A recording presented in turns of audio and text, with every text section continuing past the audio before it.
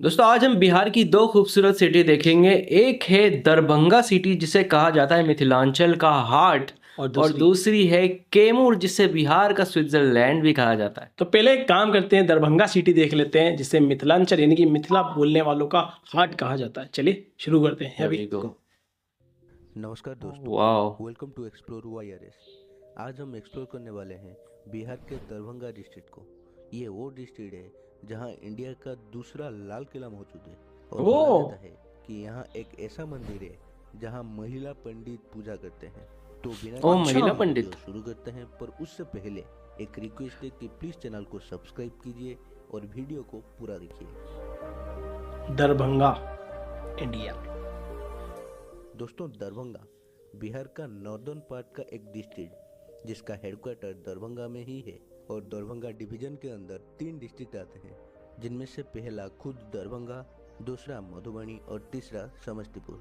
देखा ओके। जाए तो मधुबनी और समस्तीपुर दरभंगा का ही एक पार्ट हुआ करता था और दरभंगा तिरहुत का एक पार्ट था। और फिर 1 जनवरी 1875 को दरभंगा एक अलग डिस्ट्रिक्ट बन जाता है और तब से 1908 तक पटना डिवीजन के अंडर रहता है। और इसी बीच मधुबनी 1866 और समस्तीपुर, जिसका नाम तेजपुर हुआ करता था, वो 1867 में दरभंगा से अलग हो जाते हैं। अच्छा। ओके। 1908 से 1972 तक दरभंगा तिरहुत डिवीजन के अंडर रहता है।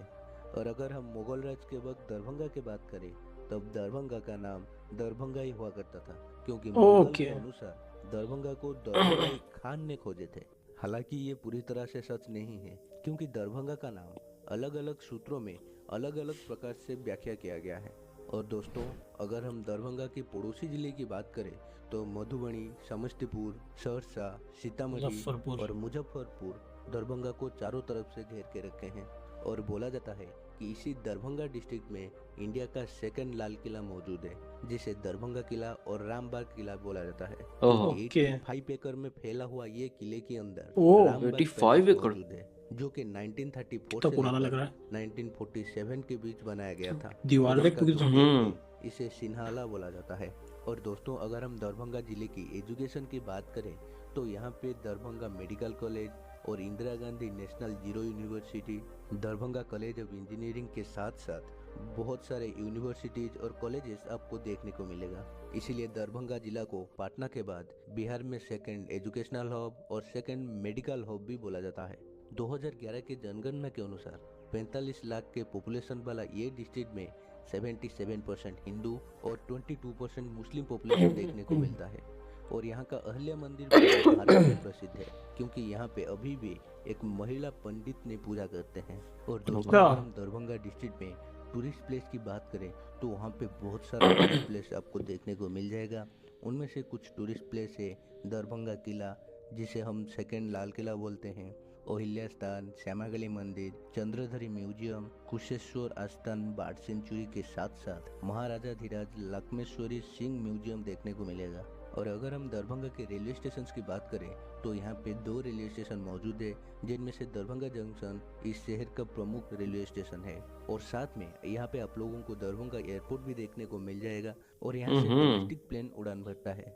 और दोस्तों, आज के इस वीडियो में इतना ही। आप लोगों को क्या बात है यार, दरभंगा के बारे में ये पता नहीं था कि इंडिया का दूसरा लाल किला है भैया वहां पर। सच में और यार। कितना बड़ा है, उसकी दीवारें कितनी फैली हुई है, मतलब के यार अंदर वो उसके अंदर शहर बसा हुआ है क्या बोलते हैं उसको? ऑलमोस्ट। और बहुत सारी बिल्डिंग है उसके बहुत अंदर। सारी चीजें हैं। मतलब वो ऑलरेडी बहुत ज्यादा फैला हुआ तो है ही, साथ में काफी बड़ा भी है, विस्तृत भी है, कह सकते हैं। सच में। तो यार बहुत काम की चीज पता चली यार। और दरभंगा को सेकंड एजुकेशन हब कहा जाता है आफ्टर पटना। मतलब यहाँ पर एजुकेशन हब भी है, यहाँ पर लोगों को पढ़ाई लिखाई के लिए अच्छे संसाधन मौजूद है। बिहारियों को पढ़ा लिखा होना बहुत ज़रूरी है, क्योंकि बिहारियों को इसी के लिए सबसे ज़्यादा कोसा जाता है। और ये दरभंगा सिटी एक और हब है, और यहीं पर सबसे ज़्यादा मैथिली भाषा बोली जाती है। ये वही है जहाँ की हमने जैक्सन हॉल्ट की स्टोरी जो देखी है, सुनी थी ना, वो यही इसी मूवी की, जिसका हमने ट्रेलर किया था, हमने काफ़ी तारीफ भी की थी उस मूवी की।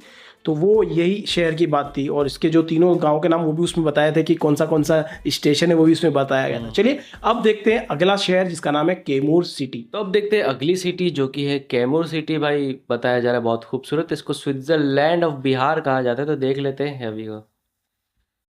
कैमूर भभुआ। ब्रिज भी यहीं का है क्या? दोस्तों सही लग ये रहा है है। बिहार का कैमूर जिला, जो बिहार के 38 जिलों में से एक बड़ा ही प्रसिद्ध जिला है।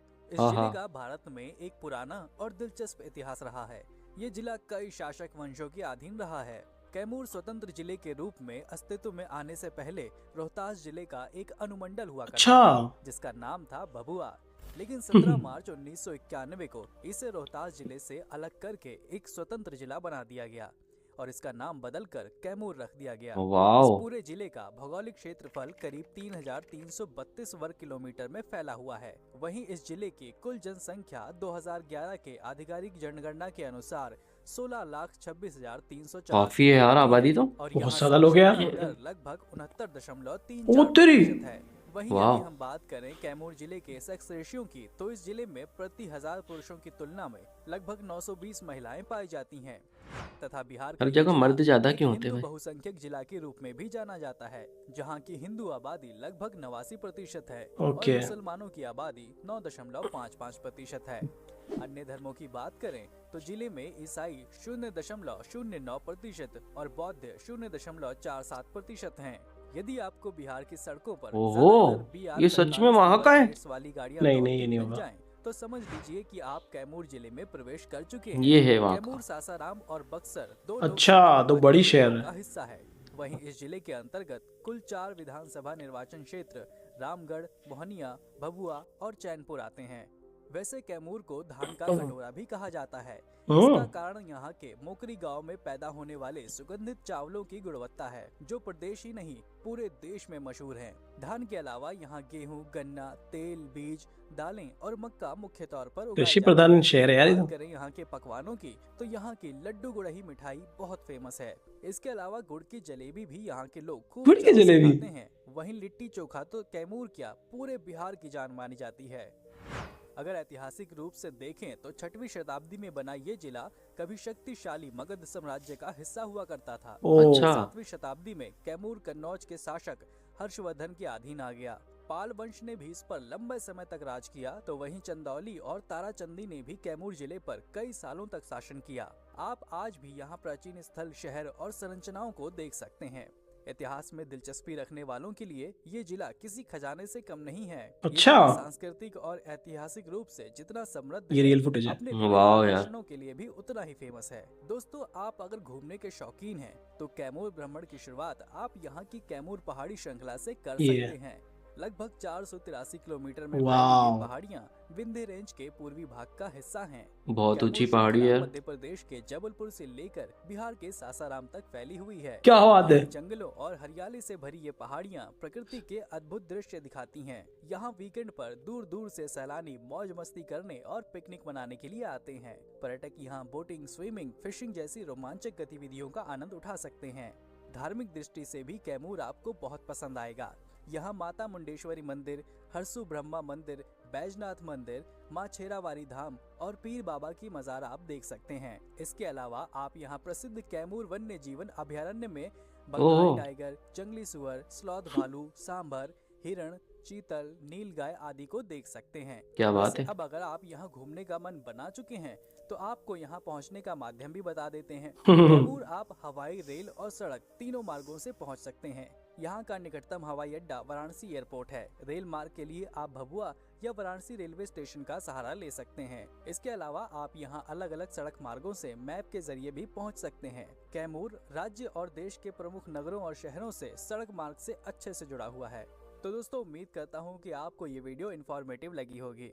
मुझे तो ये सिटी भी बड़ी इंटरेस्टिंग लगी यार। सच में काफी इंटरेस्टिंग लगी, मतलब खूबसूरत भी काफी। घूमने लायक है ये शहर। सच देखा जाए तो मतलब बिहार के लोग मेरे ख्याल से यही अगर घूमने जाते होंगे तो यही यही घूमने जाते हो, क्योंकि यहाँ पे ऐतिहासिक चीजें तो है ही, लेकिन हरियाली, पहाड़ों के जैसे जो देखना, इसके जैसे अलावा अपने यहाँ पे पंचमढ़ी है। हाँ जी, वो जैसे अभयारण्य, ये सब वहाँ चीजें भी वो है। है। और कहा जाता है वहाँ का स्विट्जरलैंड, तो ऑब्वियसली वो पहाड़ होंगे इस तरह के, जैसे स्विट्जरलैंड में ग्रीनरी जो दिखती है वो उस तरह की दिखती होंगी वहाँ पर। बिल्कुल। वो ऑब्वियसली यार उस वजह से ये शेयर इतना खास है। तो भाई जो हमारी श्रृंखला चल रही थी लेट्स सी अवर इंडिया, उसका जो एपिसोड चल रहे हैं, यानी कि ये शो चल रहा है कह सकते हैं बिहार दर्शन, उसका ये अगला एपिसोड था और इसमें हमने 2 शेयर कवर किए क्योंकि यार हमारा देश इतना बड़ा है, इतना विशाल है कि अगर हम एक एक सिटी कवर करेंगे ना तो पॉसिबल ही नहीं है कि हम उसको देख पाएंगे। इसलिए हम 2 सिटी कवर कर रहे हैं, ज़्यादा से जल्दी कवर कर पाए और उन सिटीज़ के बारे में जान पाए। तो आज हमें 2 शहरों के बारे में मालूम पड़ा और जिनके बारे में हमने बिल्कुल भी नहीं सुना। दरभंगा का चलो नाम तो सुना था, लेकिन दरभंगा नाम तो कैमूर का तो नाम भी हमने नहीं सुना था, जबकि ये हमें कैमूर ज़्यादा अच्छा लगा दरभंगा से अगर देखा जाए सच तो। में।